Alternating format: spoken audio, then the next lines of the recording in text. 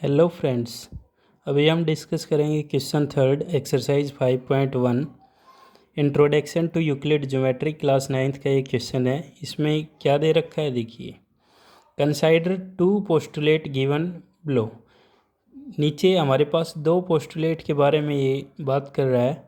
Given any two distinct point A and B there exist a third point C which is in between A and B. क्या कह रहा है कि ए और B दो point है, इन दोनों पॉइंट्स के बिटवीन एक सी पॉइंट जो है वो क्या कर रहा है, लाई कर रहा है। देखिए जैसे ये क्या कह रहा है कि ये एक लाइन है, यहाँ पे एक पॉइंट हो गया ए, ये दूसरा पॉइंट हो गया बी। इन दोनों पॉइंट्स टू डिस्टिंक्ट पॉइंट हो गए, ए और बी एक ही पॉइंट हो गया, दूसरा ये हो गया, ज्वाइन करेंगे। ठीक है, ये एक लाइन सेगमेंट हो गया, इस पे एक लाई कर रहा है कौन सा, थर्ड पॉइंट एग्जिस्ट कर रहा है इसके बीच में। तो यहाँ पे एक सी पॉइंट क्या कर रहा है, इस पे लाई कर रहा है। Clear. Which is in between A and B, A और बी पे ये क्या कर रहा है, इसके बीच में लाई कर रहा है। Second, there exist at least 3 points that are not on the same line. ये क्या कह रहा है कि ये कोई भी लाइन है उसके ऊपर 3 पॉइंट्स लाई नहीं करते। क्लियर। ये जैसे फर्स्ट में बता रखा है, डायग्राम जो दे रखा है इसमें। और सेकंड के अंदर अगर हम बात करेंगे तो इसमें क्या दे रखा है कि दो पॉइंट हो गए ए और बी। क्लियर। एक लाइन जा रही है, ये पॉइंट हो गया ए और ये पॉइंट हो गया बी। ये कह रहा है कि सी कोई पॉइंट है जो इसके ऊपर लाई नहीं करता है। यहाँ पे जैसे कोई सी पॉइंट हो गया जो इसके ऊपर लाई नहीं कर रहा। तो ये दो पोस्टुलेट है, इनके बारे में आपको क्या करना है, क्वेश्चन का आंसर देना है कि क्या आंसर होगा। देखिए, do these postulate contain any undefined term. तो ये क्या कह रहा है कि इन पोस्टुलेट में कुछ अनडिफाइंड टर्म है या नहीं है। तो यहाँ से क्या आ जाएगा, बिल्कुल इनमें अनडिफाइंड टर्म है। ठीक है, अनडिफाइंड टर्म कौन सी है, अब देखो जैसे इसके अंदर ये हमारे पास यूज हो रहा है पॉइंट, यहाँ पे पॉइंट यूज हो रहा है, लाइन यूज हो रही है। अब ये जो भी हमारे पास पॉइंट यूज हो रहे हैं इनकी डेफिनेशन इसमें नहीं दे रखी। ठीक है, तो इनमें क्या हो गया, अनडिफाइंड टर्म हो गई, काफ़ी अनडिफाइंड टर्म हो गई। इसके बाद क्या दे रखा है सेकंड में, आर दीज पोस्टुलेट कंसिस्टेंट। क्या ये पोस्टुलेट कंसिस्टेंट है, तो देखेंगे भाई फर्स्ट में दे रखा है दो पॉइंट्स के बीच में एक पॉइंट लाई कर रहा है, बिल्कुल। सेकंड सिचुएशन में क्या दे रखा है, दो पॉइंट्स है और उन पे एक तीसरा पॉइंट लाई नहीं कर रहा, तो दोनों अलग अलग केस हो गए, दोनों के बारे में बता रखा है। ठीक है, तो ये क्या हो गया, कंसिस्टेंट हो गया हमारे पास।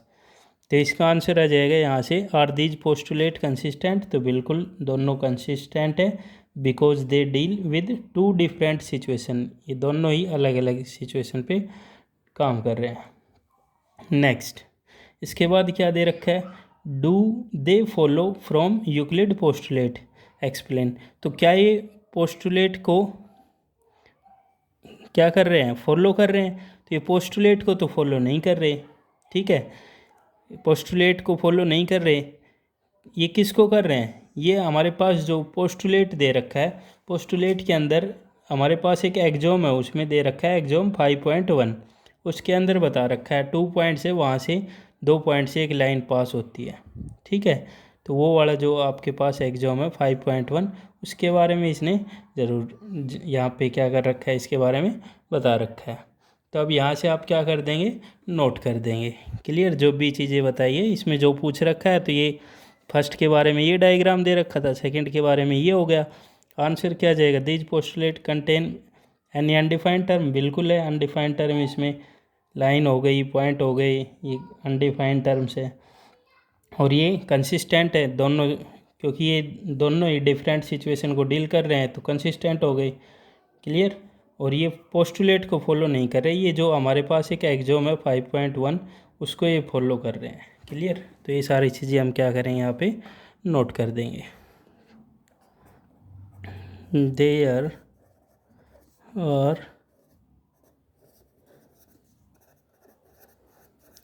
Defined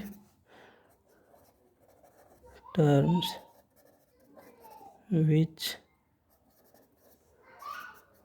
The student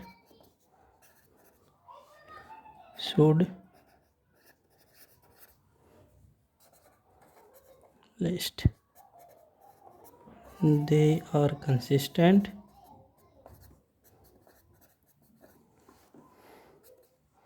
because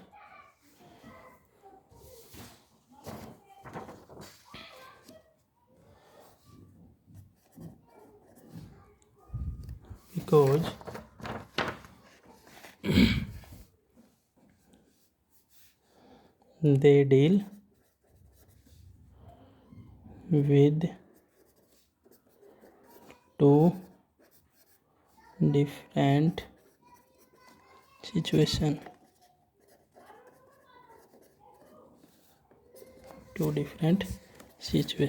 For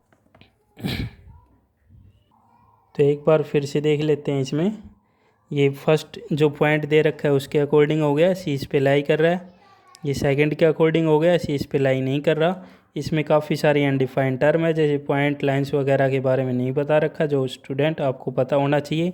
ये कंसिस्टेंट है क्योंकि दोनों ही अलग अलग डिफरेंट सिचुएशन को डील कर रहे हैं। जैसे फर्स्ट में ये सी पॉइंट है, ठीक है, जो ए और बी के बिटवीन है। इसमें सी जो पॉइंट है जो इन दोनों के बिटवीन नहीं है, ये पोस्टुलेट को फॉलो नहीं कर रहे। हम इसमें कह सकते हैं कि ये 5.1 एग्जाम को फॉलो कर सकता है। क्लियर। नेक्स्ट क्वेश्चन देखिए। फोर्थ क्वेश्चन में दे रखा है, if a point C lies between two points A and B. C एक पॉइंट है जो ए और बी के बीच में क्या कर रहा है, लाई कर रहा है। Such that A C equal है बी सी के। दे रखा है ए सी किसके इक्वल है, बी सी के इक्वल है। Prove that A C equal है हाफ ए बी के। Explain by drawing the figure. आपको फिगर भी बनाना है और इसको क्या करना है, प्रूफ करना है। तो देखिए गिवन में क्या दे रखा है, ए सी इक्वल है किसके, बी सी के। टू प्रूव करना है, क्या करना है, ए सी इक्वल है 1/2 ए बी के। प्रूफ करेंगे। प्रूफ कैसे करेंगे, देखिए एक लाइन हो गई हमारे पास, ये एक लाइन हो गई, लाइन सेगमेंट हो गया ए बी। सी एक पॉइंट इसके बीच में क्या कर रहा है, लाई कर रहा है। ए सी इक्वल है किसके, बी सी के। ये हो गया। तो प्रूफ करेंगे तो यहाँ से गिवन में जो पॉइंट दे रखा है वो हम नोट करेंगे, ए सी इक्वल है बी सी के। क्या करेंगे, देखो आपने कर रखा है, अगर आप सेम चीज़ ऐड करते हैं बोथ साइड तो क्या रहता है, इक्वल ही रहता है। तो इसलिए हम क्या कर देंगे, इसमें ऐड कर देंगे। Adding A C both side we get. तो क्या रिजल्ट आएगा, देखिए A C plus A C is equal to B C plus A C. A C plus A C कितना हो गया, 2AC।